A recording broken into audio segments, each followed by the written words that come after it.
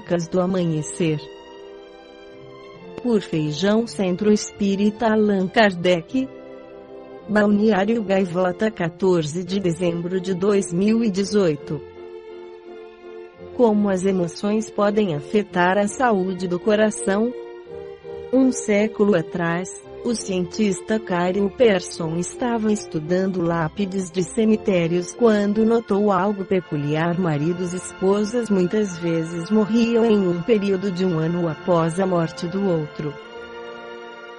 Embora esses tipos de estudo não fossem muito apreciados à época, eles mostram agora que o estresse e o desespero podem influenciar significativamente na saúde, especialmente a do coração. Um dos exemplos mais marcantes é uma condição conhecida como miocardiopatia Takotsubo, ou síndrome do coração partido, em que a morte de um cônjuge, preocupações financeiras ou algum outro evento emocional enfraquece severamente o coração, causando sintomas que simulam um ataque cardíaco. Essa carga emocional transforma o coração em uma forma que se assemelha a um pote tradicional japonês chamado Takotsubo, que tem um pescoço estreito e um fundo largo. A ligação entre a saúde emocional e a saúde do coração é objeto de um novo livro, Earth a History, escrito pelo Dr. Sandeep Jawar.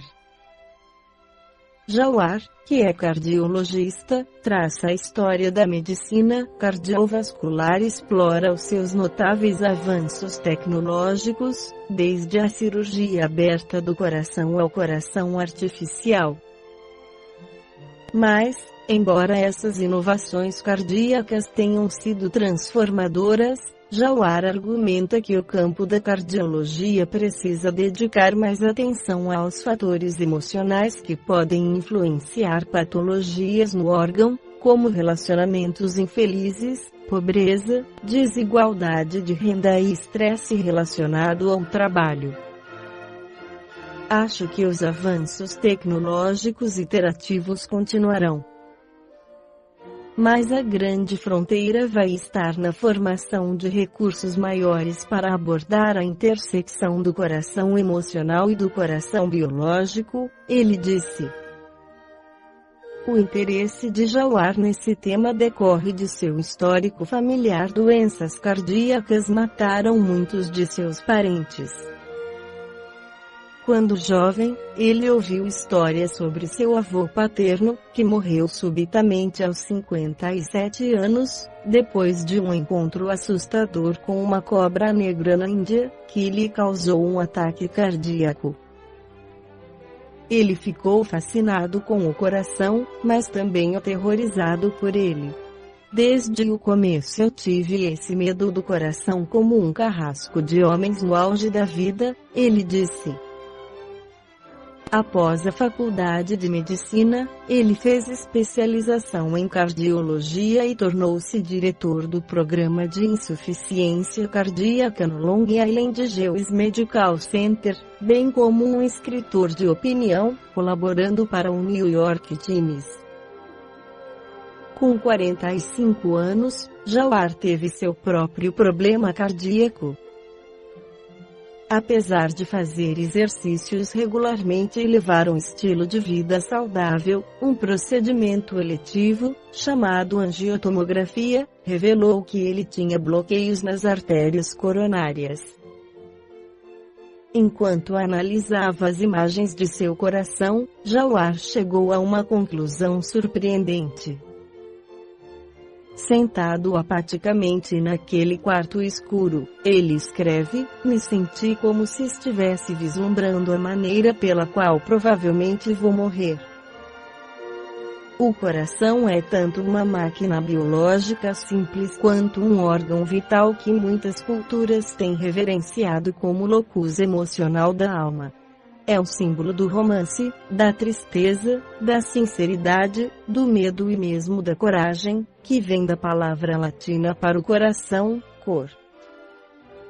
Simplificando, o coração é um órgão que bombeia o sangue, fazendo-o circular. Mas é também um mecanismo incrível. É o único órgão que consegue trabalhar de modo autônomo, batendo 3 bilhões de vezes no tempo de vida médio de uma pessoa, com a capacidade de esvaziar uma piscina em uma semana. É por isso que os cirurgiões não ousavam operá-lo até o final do século XIX, muito tempo depois que outros órgãos já eram operados, incluindo o cérebro. Você não pode suturar algo que está se movendo, você não poderia cortá-lo porque o paciente sangraria até a morte, disse Jawar. Em todo o país, a doença cardíaca ainda é a principal assassina de adultos. Mas a medicina cardiovascular cresceu por saltos e barreiras. A mortalidade depois de um ataque cardíaco diminuiu 10 vezes desde o final da década de 1950. No entanto, o papel que a saúde emocional desempenha no desenvolvimento de doenças cardíacas ainda é demasiadamente subestimado, diz Jawar. Ele atribui isso ao estudo, que foi um marco, o Framingham Heart Study, que começou em 1948 e acompanhou milhares de americanos, identificando importantes fatores de risco cardiovascular como colesterol, pressão arterial e tabagismo. Os pesquisadores do estudo de Framingham consideraram inicialmente verificar determinantes psicossociais da doença cardíaca também, mas acabaram decidindo focar o que era mais fácil de mensurar. O que resultou dessa pesquisa foram os fatores de risco que agora conhecemos e tratamos, eliminando-se coisas como disfunção emocional e saúde conjugal, disse Jawar. Segundo ele, isso foi um erro. Nas décadas seguintes, outros estudos demonstraram que as pessoas que se sentem socialmente isoladas ou cronicamente estressadas pelo trabalho ou por relacionamentos têm maior propensão a ataques cardíacos e derrames. Estudos sobre imigrantes japoneses nos Estados Unidos descobriram que seu risco de sofrer de doenças cardíacas se multiplica, mas aqueles que mantêm a cultura tradicional japonesa e fortes laços sociais estão protegidos. As taxas de doenças cardíacas destes não sobem. Jawar argumenta que as autoridades de saúde devem listar o estresse emocional como um fator-chave de risco para doenças cardíacas. Mas é muito mais fácil se concentrar no colesterol do que na perturbação emocional e social. De acordo com alguns estudos, os médicos dão aos seus pacientes 11 segundos, em média, para explicar as razões que os levaram a uma visita clínica antes de interrompê-los. Desde que escreveu o livro, Jawar tem uma nova conduta em relação a deixar que os pacientes falem sobre as coisas que os estão incomodando, a fim de compreender melhor como é a vida emocional deles. Ele também tem tentado incluir novos hábitos para ajudar na redução de estresse, como yoga e meditação. Agora ele se exercita diariamente, passa mais tempo com os filhos e tem maior capacidade de se relacionar com seus pacientes desde que descobriu sobre sua própria doença cardíaca. Eu estava tão absorvido pela correria da vida que provavelmente estava ficando estressado demais. Agora penso em como viver de maneira um pouco mais saudável, para ficar mais relaxado. Também estou mais conectado com meus pacientes e seus medos em relação ao seu próprio coração, finalizou. O espírito Joana de Ângeles em mensagem psicografada pelo médium Divaldo Pereira Franco, em 9 de março de 2009, no Centro Espírita Caminho da Redenção, Salvador, Bahia, esclarece que a palavra emoção provém do verbo emovere, que significa mover ou movimentar, sendo, portanto, qualquer tipo de sentimento que produza na mente algum tipo de movimentação, que tanto pode ser positiva, negativa ou mesmo neutra. O importante na ocorrência do fenômeno da emoção são o seu propósito e as suas consequências. Quando se direciona ao bem-estar, à paz, à alegria de viver e de construir, contribuindo em favor do próximo, temo-la como positiva ou nobre, porque edificante e realizadora. No entanto, se inquieta, estimulando transtorno e ansiedade, conduzindo nossa mente a distúrbios de qualquer natureza, temo-las negativa ou perturbadora, que necessita de orientação e equilíbrio. Os resultados serão analisados pelos efeitos que produzam no indivíduo e naqueles com os quais convive, estabelecendo harmonia ou gerando empecilhos. São as emoções responsáveis pelos crimes hediondos, quando transtornadas, assim como pelas grandes realizações da humanidade, quando direcionadas para os objetivos edificantes do ser. No primeiro caso, desfruta-se de alegria de viver e de produzir o bem, enquanto o que, no segundo, proporciona sofrimento e angústia, desespero e consumpção. Para um outro objetivo são necessárias ferramentas específicas, tais como o amor, a bondade, a compaixão, a ira, a cólera, o ódio, o ressentimento, a desonestidade, que levam ao crime e a todas as urdiduras do mal. No primeiro caso, encontramos a nobreza de caráter e dos sentimentos edificantes, enquanto o que, no segundo, constatamos a pequenez moral, o primarismo em que se detém o ser humano. As emoções, do ponto de vista psicológico, podem ser agradáveis ou desagradáveis, estabelecendo identidades, tais como aproximação, medo, repugnância e rejeição. O importante no que concerne às emoções é o esforço que deve ser desenvolvido a fim de que sejam transformadas as nocivas em úteis. Quando se expressam prejudiciais, o indivíduo tem o dever de trabalhá-las, porque algo em si mesmo não se encontra saudável nem bem orientado. Ao invés de dar expansão às suas tempestades interiores, deve procurar examinar em profundidade a razão pela qual assim se encontra, de imediato tentando alterar-lhes o direcionamento. As emoções têm sua origem nas experiências anteriores do ser, que se permitiu o estabelecimento de paisagens internas de harmonia ou de conflitos.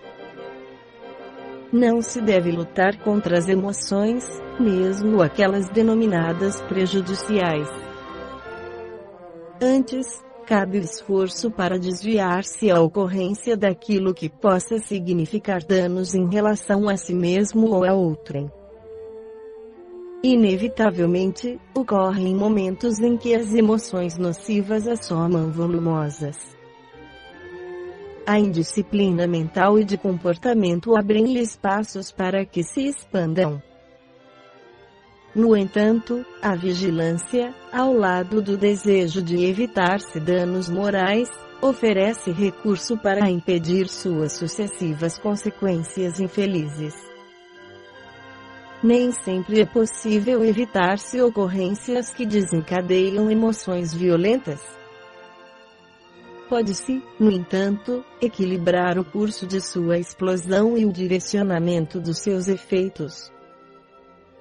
Raramente alguém é capaz de permanecer emocionalmente neutro em uma situação conflitiva, especialmente quando o seu ego é atingido.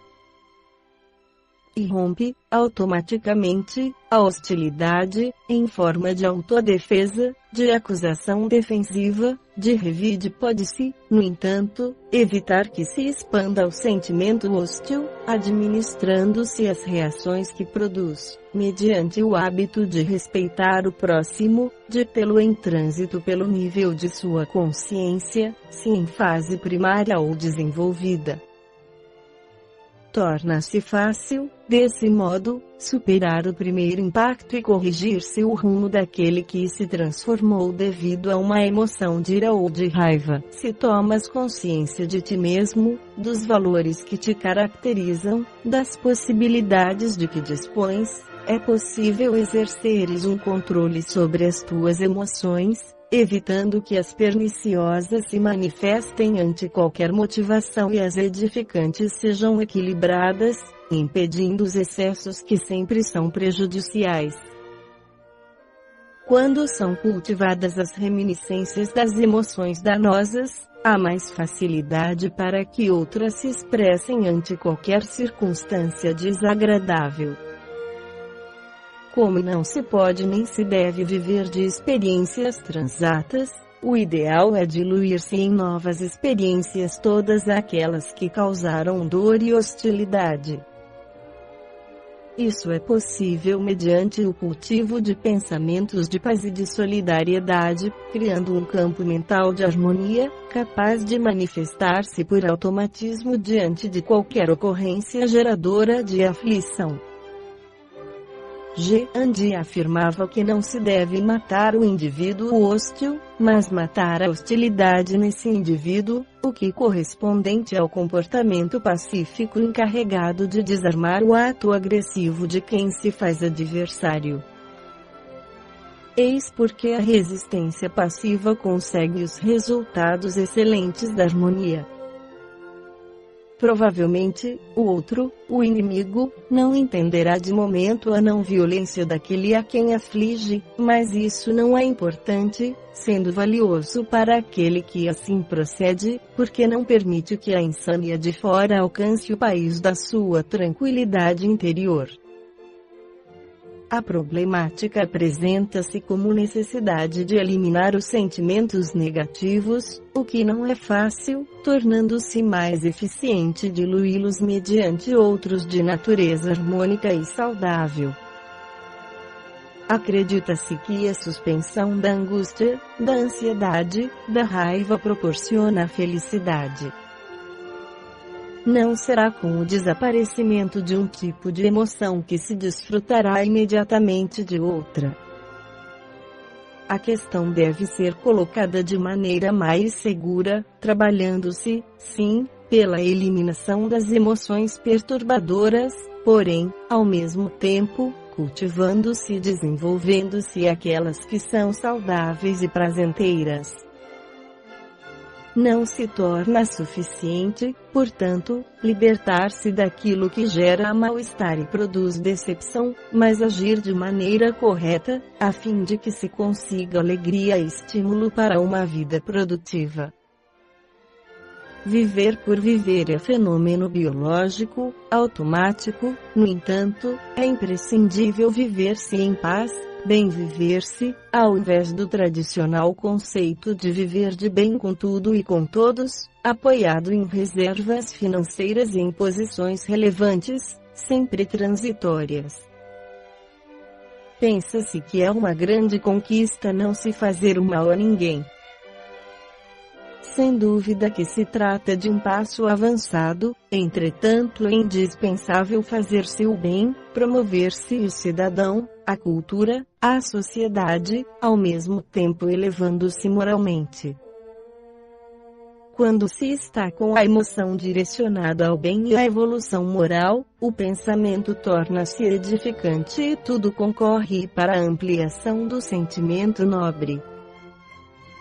O inverso também ocorre, porquanto o direcionamento negativo, as suspeitas que se acolhem, a hostilidade gratuita que se desenvolve contribuem para que o indivíduo permaneça armado, porque sempre se considera desarmado. Mediante o cultivo das emoções positivas, Aclara-se a percepção da verdade, das atitudes gentis, dos sentimentos solidários, enquanto que a constância das emoções prejudiciais faculta a distorção da óptica em torno dos acontecimentos, gerando sempre mau humor, indisposição e malquerença. Quando se alcançar o amor altruísta, haverá o sentimento da real fraternidade e equilíbrio real no ser em busca de si mesmo e de Deus. Jesus permanece sendo o exemplo máximo do controle das emoções, não se deixando perturbar jamais por aquelas que são consideradas perniciosas. Em todos os seus passos, o amor e a benevolência, assim como a compaixão e a misericórdia, estavam presentes, caracterizando o biótipo ideal, guia e modelo para todos os indivíduos. Traído e encaminhado aos seus inimigos, humilhado e condenado à morte, não teve uma emoção negativa, mantendo-se sereno e confiante, lecionando em silêncio o testemunho que é pedido a todos quantos se entregam a Deus e devem servir de modelo à humanidade. Não se podendo viver sem as emoções, cuidar-se daquelas que edificam em detrimento das que perturbam, tal é a missão do homem e da mulher inteligentes na Terra. Esta foi a crônica do amanhecer de 14 de dezembro de 2018, por Feijão Centro Espírita Allan Kardec.